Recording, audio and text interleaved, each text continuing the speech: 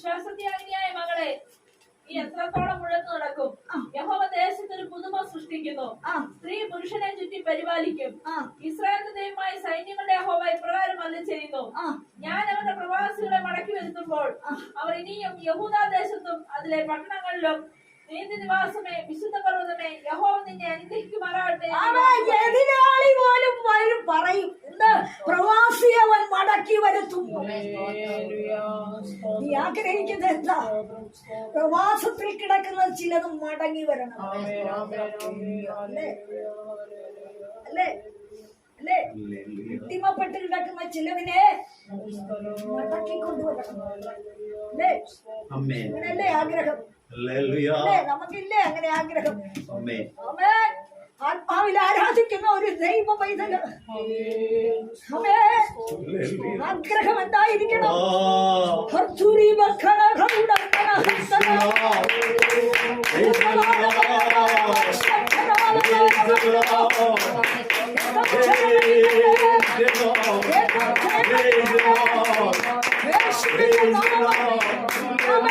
അടിമപ്പെട്ട് കിടക്കുന്ന അന്യദേശത്ത് കിടക്കുന്നു, അധോഗതി പ്രാപിച്ചു കിടക്കുന്നു, വിട്ടു തരികയില്ലെന്ന് വാദിച്ച് എതിരിട്ട് ഒന്നിനും കൊള്ളരുതാത്ത അവസ്ഥയിൽ ഒതുക്കിയിട്ടിരിക്കുന്ന ചില തലമുറ മടങ്ങി വരണമെന്ന് ദൈവം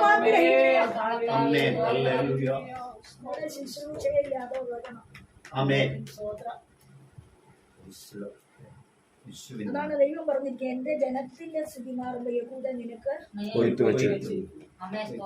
നമ്മുടെ ആഗ്രഹങ്ങൾ സാധിക്കുന്ന എപ്പോഴാ? വിധിക്കപ്പെട്ടത് ചിലത് വിധിക്കപ്പെടും. നമ്മൾ പറയും, കർത്താവേ എന്നെ നമുക്കൊന്ന് അനുഗ്രഹിക്കും, ഇതിനെ കുറച്ചു നേരം നിൽക്കാനുണ്ട്. എന്നാൽ ദൈവം മടക്കി വരുത്തുമ്പോൾ ചില കാര്യം ചെയ്യാൻ പോകും. മടക്കി വരുത്തുമ്പോൾ ചില കാര്യം ദൈവം നമുക്ക് വേണ്ടി ചെയ്യാൻ പോകും. എന്താണത്? 32-ാം അധ്യായം യിരെമ്യാ പ്രവചനം അതിന്റെ 14-ാം വാക്യം. യേശുവിന്റെ നാമത്തിൽ ഇസ്രായേലിന്റെ ദൈവമായ സൈന്യങ്ങളുടെ യഹോവ ഇപ്രകാരം അരുളി ചെയ്യുന്നു: മുദ്രയിട്ടിരിക്കുന്നതും തുറന്നിരിക്കുന്നതുമായ ഈ ആധാരങ്ങളെ മേടിച്ച് ഏറിയ കാലം നിൽപ്പാൻ തക്കവണ്ണം ഒരു മൺപാത്രത്തിൽ വയ്ക്കുക. ഇനിയും ഈ ദേശത്ത് വീടുകളും നിലങ്ങളും മുന്തിരിത്തോട്ടങ്ങളും ക്രയവിക്രയം ചെയ്യും എന്ന് ഇസ്രായേലിന്റെ ദൈവമായ സൈന്യങ്ങളുടെ യഹോവ അരുളി ചെയ്യുന്നു. മുദ്രയിട്ടിരിക്കുക ആധാരം, എന്നാൽ അത് തുറന്നു വെച്ചിരിക്കുക.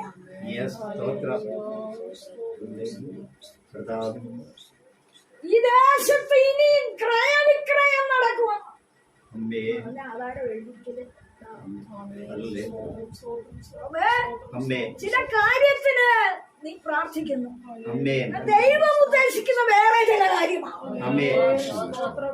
നടക്കാത്ത, സാധിക്കാത്ത ഒരു വിഷയത്തിന് പ്രാർത്ഥിക്കുന്നു. പക്ഷെ അതല്ല ദൈവത്തിന്റെ ഉദ്ദേശം.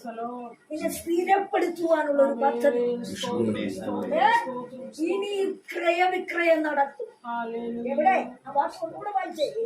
ഇസ്രായേലിന്റെ ദൈവമായ സൈന്യങ്ങളുടെ യഹോവ ഇപ്രകാരം അരുളി ചെയ്യുന്നു: മുദ്രയിട്ടിരിക്കുന്നതും എന്ത് തുറന്നിരിക്കുന്നതുമായ മുദ്രയിട്ടു. എവിടെ? നിനക്ക് വേണ്ടിയുള്ള ആധാരത്തെ ദൈവം മുദ്രയിട്ടിരിക്കുകയാണ്.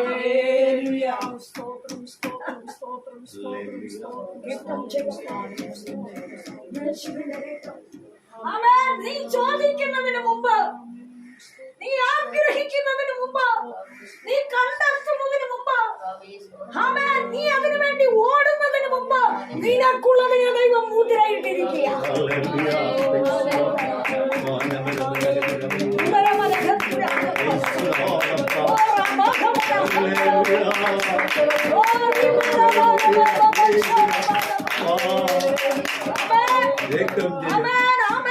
മുദ്രയിട്ടിരിക്കുക. എന്ത് ആധാരം? എന്നിട്ട് മുദ്രയിട്ടിരിക്കുന്നതും തുറന്നിരിക്കുന്നതുമായ എന്ന് പറഞ്ഞ എന്താ? നീ വാങ്ങും, ക്രയവിക്രയം നടത്തുമെന്ന പബ്ലിസിറ്റി ദൈവം കൊടുപ്പിക്കാൻ പോവുകയാണ്. രഹസ്യത്തിലല്ല ഇടപാട്. അയ്യോ അത് ആരും അറിയണ്ട, നമ്മൾ എഴുതിയത് അറിയിക്കും. എന്തിനാ? ദൈവ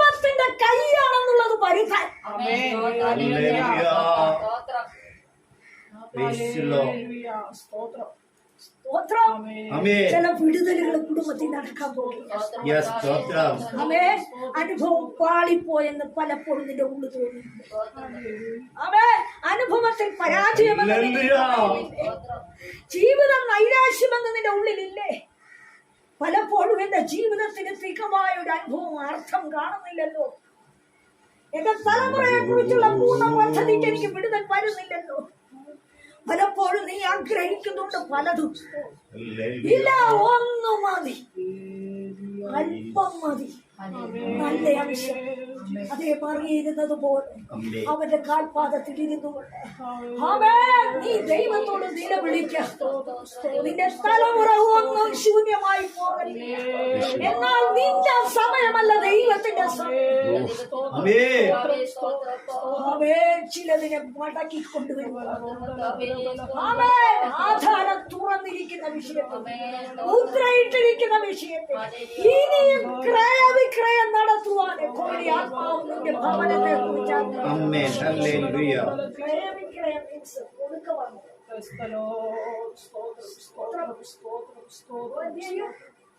കൊടുക്കവാങ്ങുന്നതാണ്.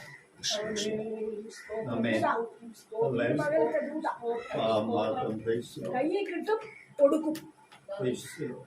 കയ്യിൽ കിട്ടും, കൊടുക്കും. എന്നിട്ട് ആധാരം ഉണ്ടാക്കും. ദൈവാത്മാവ് കറക്റ്റ് ആയിട്ടുണ്ട്. എന്നാൽ ഞാൻ എന്താണ്? ഞാൻ ആരാണ്? ഞാൻ വിശ്വസിക്കുന്ന ഒരു ദൈവം പൈതൽ. ആലയത്തിൽ തഴച്ചിരിക്കുന്നു. സ്തോത്രം, സ്തോത്രം. പറഞ്ഞല്ലോ, ആഹാബ് ചെന്ന് രാമോത്തിൽ പോയി യുദ്ധം ചെയ്യാൻ അവിടെ ആരാമിനെ ശമരിക്കെതിരെ എന്ന് പറഞ്ഞ് ഊന്തിക്കൊണ്ട് ചെന്നു. രാമത്തിൽ കൊണ്ടുപോയി ആഹാബ്. വിരുന്നൊക്കെ ഒരുക്കി നല്ല തൃപ്തിയാക്കി പറഞ്ഞ് എന്റെ പടച്ചട്ട എല്ലാം പറഞ്ഞു. ഒത്തിരി ആശയങ്ങളുണ്ട്. പക്ഷേ പോരാളികൾ മുന്നിൽ വലിച്ചപ്പോ ഒറ്റ അയ്യം വിളി. ആരെ?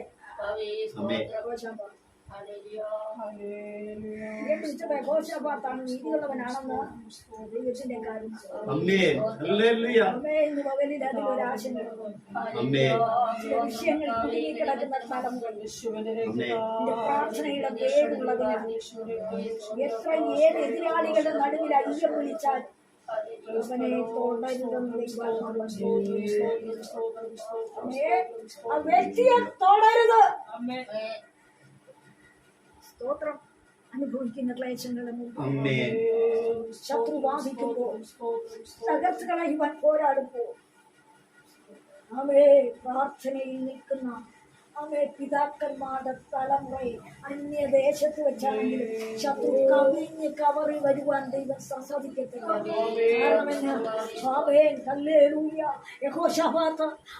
യുദ്ധത്തിന്റെ നടുവിൽ വെച്ച് പോരാളികൾ അവനെ വിഷമിപ്പിച്ചപ്പോ അവൻ അവിടെ കിടന്ന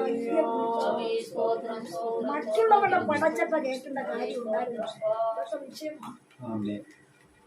അതാത് കൊടുത്ത പടച്ചപ്പ കയറ്റി അല്ലേ? അവന്റെ യുദ്ധമുറകളെല്ലാം ജാതീയന്റെ വിഷയങ്ങളെല്ലാം ശരീരത്തിൽ കേട്ടുള്ള കാര്യമുണ്ടോ? രാജയെവിടെയാ?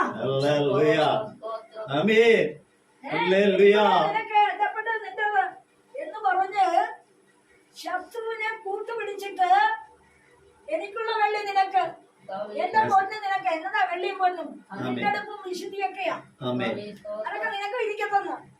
നമ്മളെല്ലാം ഒരുപോലെയല്ലേ? ഇതിന് കൂടുതൽ വല്ലം വേണോ ശത്രു കയറാൻ? ജാതിയെ കൂട്ടുപിടിച്ച് കയ്യാൻ കളി നടത്തുന്നത് സൂക്ഷിച്ചോണം.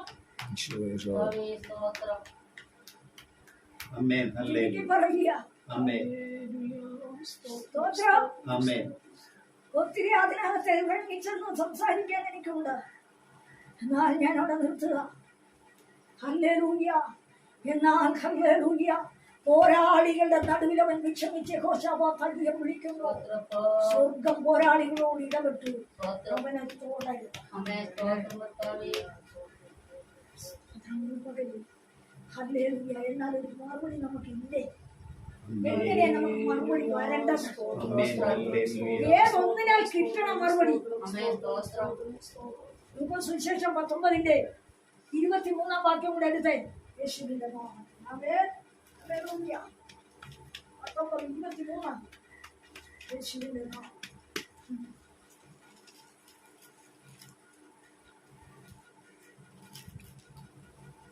ഞാൻ വന്നെന്റെ ദ്രവ്യം പലിശയോടുകൂടെ വാങ്ങിക്കൊള്ളേണ്ടതിന്. 19:23 അതന്നെ.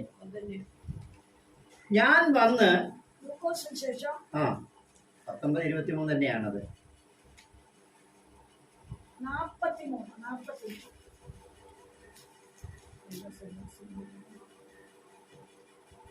നിന്റെ സന്ദർശനകാലം നീ അറിയാഞ്ഞത് കൊണ്ട് നിന്റെ ശത്രുക്കൾക്ക് നിനക്ക് ചുറ്റും വാടകോരി നിന്നെ വളഞ്ഞ് നാല് പുറത്തും ഞെരുക്കി നിന്നെയും നിന്നിലുള്ള നിന്റെ മക്കളെയും നിലത്ത് തള്ളിയിട്ട്. ഒറ്റ കാര്യം പരിശുദ്ധാത്മാവ് പറയുക, ഈ നാളിൽ നിന്റെ സന്ദർശനകാലം നീ അറിയാത്തതുകൊണ്ട്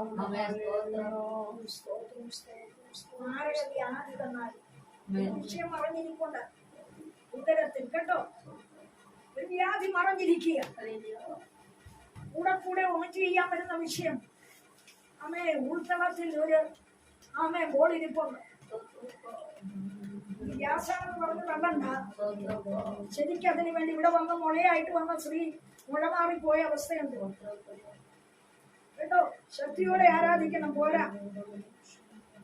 യേശുവിന്റെ നാമത്തിൽ അമ്മേ പകലിൽ ദൈവാത്മാവ് ആലോചന പറയുക.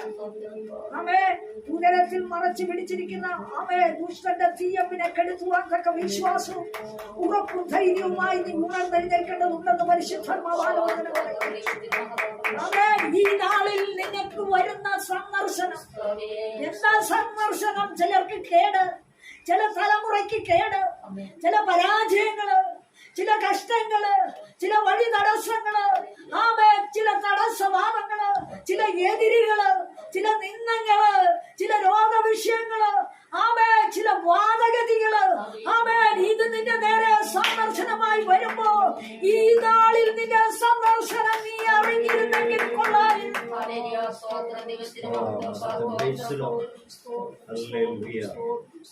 നമ്മൾ ഒരു കാര്യം വന്നു കഴിഞ്ഞാൽ സാരമില്ല. ഒരു വിഷയം എന്തിനാ കടത്തിവിടുന്നത്? എന്തിനാ കടത്തിവിടുന്നത്? അവിടെ ആ വാക്യം ഒന്ന് ഫില്ല് ചെയ്തത്. ഈ നാളിൽ നിന്റെ സന്ദർശന കാലം നീ അറിയാഞ്ഞതുകൊണ്ട് നിന്റെ ശത്രുക്കൾ നിനക്ക് ചുറ്റും വാടകോരി നിന്നെ വളഞ്ഞ് നാല് പുറത്തും ഞെരുക്കി നിന്നെയും നിന്നിലുള്ള നിന്റെ മക്കളെയും നിലത്ത് തള്ളിയിട്ട് നിങ്ങൾ കല്ലിന്മേൽ കല്ല് ശേഷിക്കാതിരിക്കുന്ന കാലം നിനക്ക് വരും.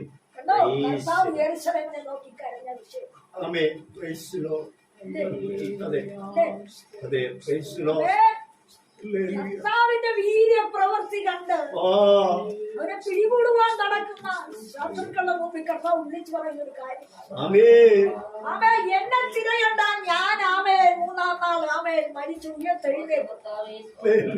എന്നെ കൊല്ലാൻ ഓടി നടക്കുന്നവരെ ചുമ്മാ ഇരുന്നോ. നീ ഈ നാളുകളിൽ നിന്റെ സന്ദർശനം നീ അറിഞ്ഞെങ്കിൽ കൊള്ളായി.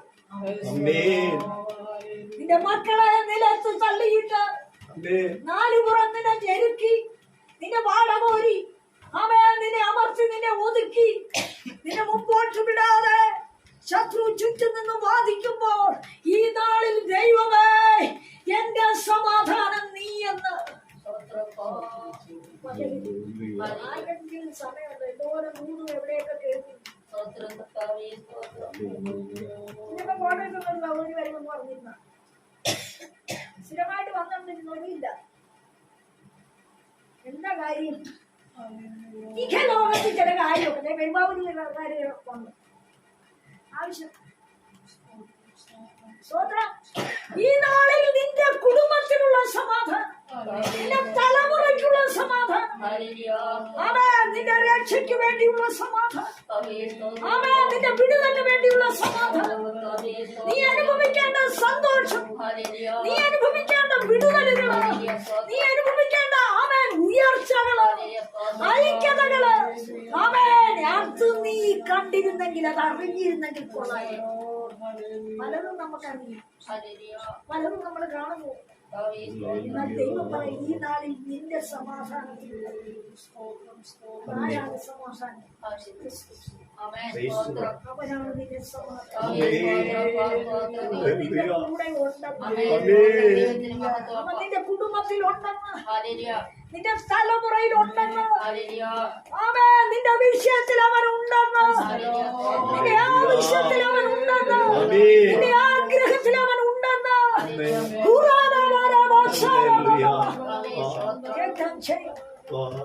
ആമേ. തറവറ്റിക്കുവാൻ പലരും നോക്കും, മാറ്റിക്കളയുവാൻ പലരും നോക്കും. മാറിപ്പോകുന്ന ഒരു ചുരുൾ ശാപവസ് പോലെ ദേശത്ത് മാറ്റി മാറ്റുവാൻ സഹോദരവർഗം ആഞ്ഞു ശ്രമിക്കും. എന്നാൽ അതിന്റെ നടുവിൽ ദൈവരെ നിർത്തുന്നവനാണ്. വിശ്വസിച്ചവൻ അവൻ എന്റെ സത്യം വരെ സൂക്ഷിപ്പാൻ അവൻ മാറി നിൽക്കുന്നത്, അടച്ചു കളഞ്ഞത്, അനുഭവിപ്പിക്കയില്ലെന്ന് പറഞ്ഞത്, എണ്ണി പറഞ്ഞ് ചോദ്യം ചെയ്തു നിൽക്കുന്നത്, മടങ്ങി നിന്റെ മുൻപിൽ വരുമെന്ന് പരിശുദ്ധാത്മാവിന്റെ നാമത്തിൽ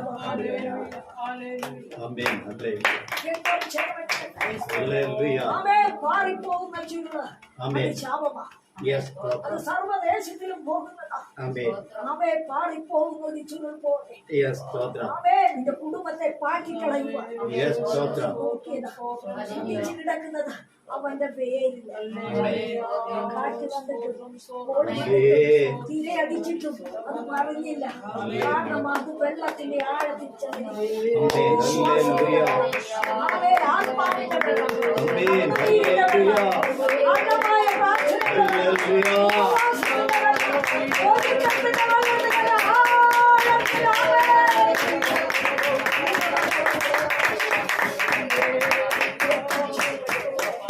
ഒരു ശക്തിക്കും നിന്നെ പാറ്റിക്കളയാൻ സാധ്യമല്ല. തലമുറയെ നശിപ്പിക്കുവാൻ സാധ്യമല്ല.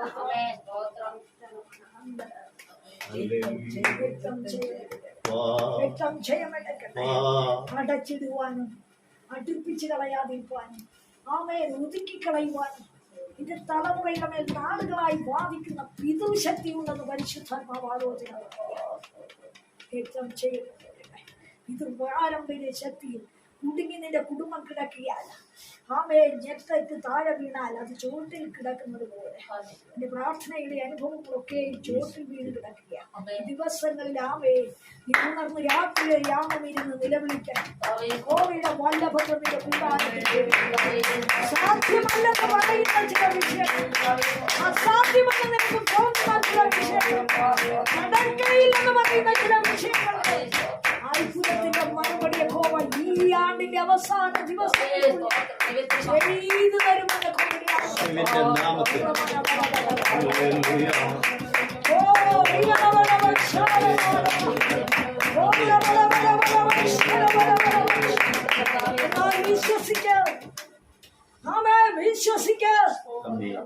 വിശ്വസിക്ക. ഞാനോ തഴച്ചിരിക്കുന്ന ഒരു ശാപവൃക്ഷമല്ല, ഉണങ്ങിയ വൃക്ഷമല്ല. ഉണക്ക് കണ്ടുകൊണ്ട് ചുറ്റി ചുറ്റി കറങ്ങിയ ഭക്തന് പറയാനുണ്ട്, ഉണങ്ങിയത് അവിടെ കിടന്നോട്ടെന്ന്. എന്നാൽ ദൈവാത്മാവ് വിട്ടില്ല. നീ പ്രവചിക്കടാൻ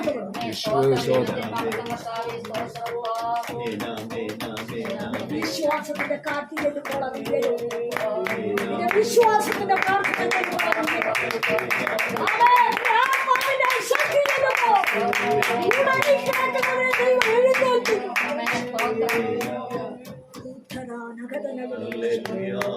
ചില ഉദ്ധാരണ പ്രക്രിയ ദൈവം ചെയ്യാൻ പോകുകയാണ്. ചില വിടുതൽ പ്രക്രിയ ഈ വർഷം തന്നെ ദൈവം ചെയ്യാൻ. ഇത് ആലോചനയായി ദേശത്ത് പരക്കട്ടെ. ഭൂമിയിലെ 5 വൻകരകളിൽ ഇത് പോയിക്കൊണ്ടിരിക്കുക. യേശുവിന്റെ നാമത്തിൽ ഹല്ലേലൂയ. ദൈവത്തിന്റെ ആത്മാവ് പറയുന്നു, ആമേൻ. ആമേൻ. ഒരു വശത്ത് കേട് വരുമ്പോൾ മറുവശത്ത് തന്റെ ജനത്തെ രക്ഷിക്കുന്ന ദൈവം, ആമേൻ. അതിൽ ആശ്രയിക്കുന്നവരെ അറിയുന്ന ദൈവം, ആമേൻ. ദൈവത്തിന്റെ നീതി മനസ്സിലാക്കിയവരെ രക്ഷിക്കുന്ന ദൈവം, ആമേൻ. ദൈവത്തിന്റെ വിശ്വസ്തതയിൽ നിൽക്കുന്ന ജനത്തെ രക്ഷിക്കുന്ന ദൈവം, ദൈവത്തോട് അടുക്കുന്ന ജനത്തെ രക്ഷിക്കുന്ന ദൈവം. ഈ വചനത്താൽ ദൈവമായി കർത്താവ്